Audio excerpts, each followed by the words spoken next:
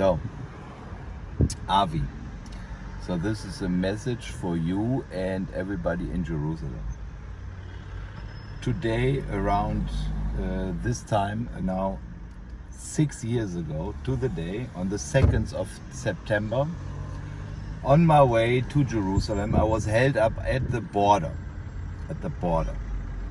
So Mo and Martin were with me. Yeah?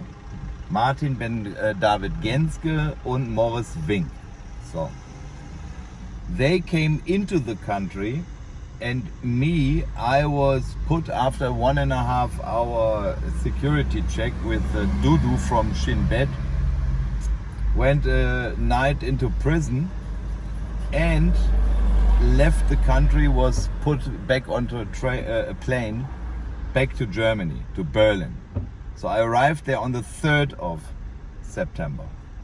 On that day, Angela Merkel at a press conference confirmed that the ISIS fighters are European and that they are from her, that are her fighters.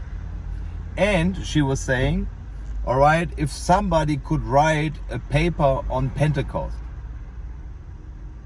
So, on the 4th of September, well, I got a call from Yochanan Liebenberg. So he is an Ephraimite. He lived in Jerusalem. You know him, Yochanan Liebenberg. So I got a call from him from England, and left to London. I think either on the 4th or on the 5th. And I visited Yochanan Liebenberg. On the same day, on the 4th, the borders to Germany went open when the Assyrians came into the country. So now this is a literal fulfillment of Micah. You know, he will stand up when the Syrians are coming into our country. Now this is 6 years ago, please. Now, the first picture, I think, from Martin Ben David Genske and Morris Wink with Ariel Cohen Aloro. I think it's from the 6th, and then again from the 7th. Because this is where I sent them to. You know, they want to make a retrial about Jesus. Well, he was the firstborn from the dead, and you need the faithful witness who can confirm that. You know, a witness. You cannot make a retrial about Jesus without him being present. Now,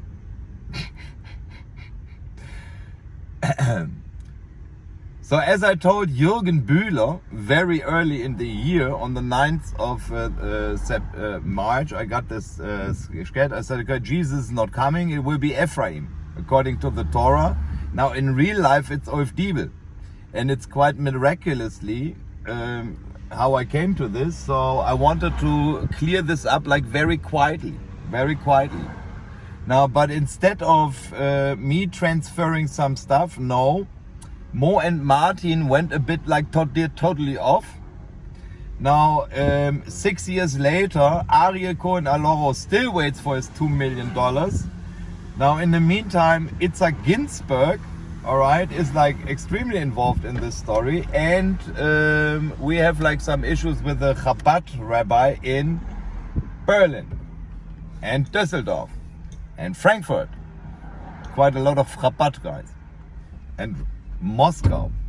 And Zalman Wolovic in 5 Towns, New York. So, on the 8th, Rabbi Kesem held his first shiur on the Ben Yosef. And back then he said, yeah, he doesn't know it yet. Yeah, back then I absolutely knew that I'm the only guy around. The question is, I didn't know how it plays out. Now, who would have thought what we all sit today in the Corona lockdown? Take a look outside here. Looking awesome. T-shirt weather, no masks. Now I sit here like a prisoner now for 2 years. after I went off through the border and things happened in Israel, we slowly worked our ladder up. So first of all, I started with all Christian leaders, with all of them, okay? When I mean I started with the Christian leaders, I mean the Pope is responsible for this shit. It doesn't matter how you turn it, but he is the representative of Christ and he is infallible. Okay, well, this is Mario Bergoglio, and he's a Jesuit and a communist. And he was put in there by Obama and Clinton and Soros. So anyway, so that's the Pope. All right, so we went to him. So the second, we went to the Pope twice and handed down all our stuff into the congregation of the faith, to the highest tribunal of the faith. Now, the first guy we wrote was the head of the Inquisition. Back then it was Cardinal Müller, who then resigned or was kicked out by Pope Francis, and now is the head of the court, the Supreme Court of the Catholic Church. Now,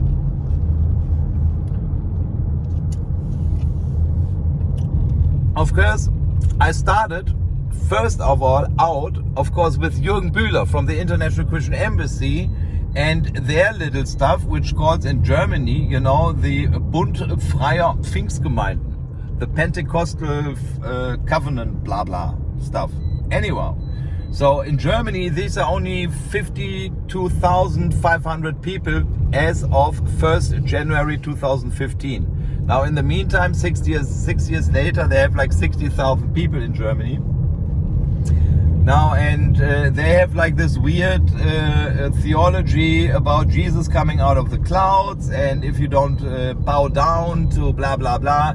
Anyway, according to the chat Dr. Jürgen Bühler gave me, calling me from Jerusalem. So he sits in Jerusalem.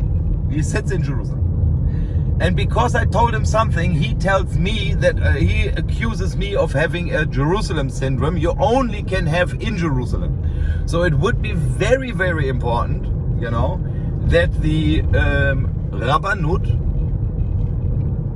who made a ruling on the 16th of September, 6 years ago, it went in the Jerusalem Post, that what Dr. Jürgen Bühler does is spiritual, extremely dangerous. Yeah, it's not only spiritual dangerous, it's very dangerous also for people who are subject to that accusation. It's criminal. Because, when you, in Germany, with our leftist government, when you have a syndrome, when you are not capable of, on your own mind, well, then you are in danger. It's very, so I went through this now for 6 years. No? But the theology of the Pentecostals I could attack first. So then, of course, we went to the chief of our church, I forgot when I came to Israel, I completely forgot to, make a sign out of the church. So I'm still a member of the church. So according to the church laws, I'm under death penalty. I'm under death penalty. Yeah. Now it's a very weird video, of course, but hey, that's the Son of Man riding on his 300 horsepower. So anyhow, so this was Heinrich Bedford Strom from the Evangelical Church. Now Frank-Walter Steinmauer, our president, he is in that church. And some other like leftists, all the SPD guys went into that church, the Evangelische Kirche Deutschland, EKD. So according to their theology, I'm still under death penalty. So I went to them also. Then I went to the German evangelicals, some politicians are involved in there, and also the guys who basically married me 25 years ago on the 24th of August 2000 and wait a second, 1996. Oh my God, it's about 25 years ago. Oh, yeah. So anyhow, so they are in the German evangelicals, and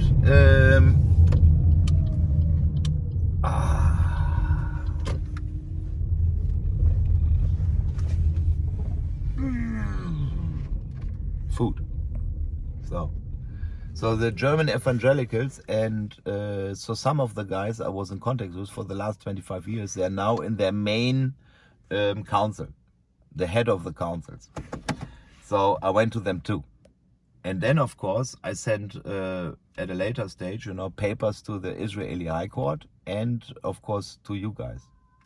So over the last 6 years, we built Ephraim. Absolutely. And now we have the issue here now with our EFI card. EFI card. So it's Rosh Hashanah coming up. Again, 5,782. Now, every time I blew the shofar, and I will put this now, I cut in now how often I blew the shofar and when I blew the shofar. Now, there's destruction, follow it everywhere. So now, anyhow, we are now hundreds and hundreds of people. And we are coming now active, okay? And we are standing with Israel, and we want to cut a deal with you guys, But you have to, of course, react. Now, everything I have to say what we did is legal. Everything what is here is according to the laws of the state of Israel, according to the laws of the United States of America, according to the Universal Declaration of Human Rights of the UN, and of course, according to the laws of the Vatican. According to the laws of the Vatican.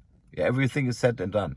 So now Rosh Hashanah is a time where everybody should make a sign up and register to fix stuff up. Now everybody can register on israelflag.info.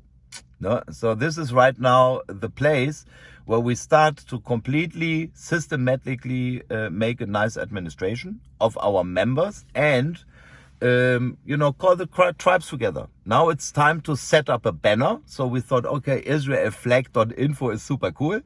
And, follow up the Torah. Now, so that will start on Rosh Hashanah. So then, of course, Rosh Hashanah, then we have Yom Kippur. Now, then I really blow the last time the shofar. And up till then, so somebody is in my book of life or he is not.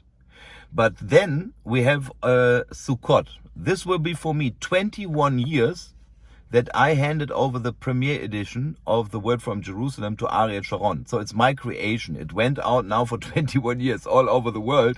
And people think, it was Yogi. No, but it was not Yogi. It was me. And because of that magazine and because of the places I visited, well, the world knows now about Torah, about Israel, and there must be millions out there. So, the feast this year of the Free Christian Embassy is under the mottos, the days of Elijah. And, we should come to some conclusion what happened in the days of Elijah, because I sent you the Elijah challenge 6 years ago. And I said, okay, last guy standing, last prophet standing, this is the guy who tells the truth. So I'm still standing 6 years. I started with absolutely nothing, zero, zilch. I left the house.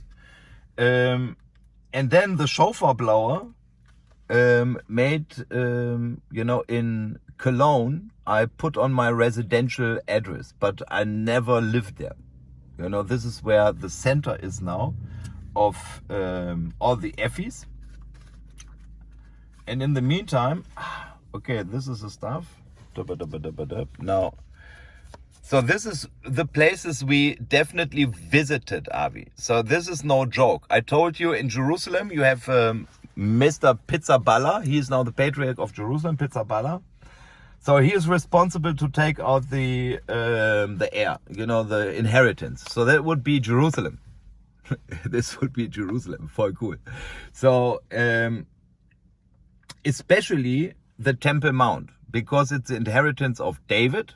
And only the person with the key of David is able to get the inheritance. And that would be me. I explained this long and put out quite a lot of information about it.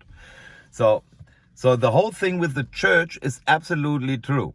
So I am the only possibility to exchange the Pope, and now the question is, who wants that? And who wants to have, a great party on Mount Zion and tell the story via truthful media, Ephraim Media Truth. See you later.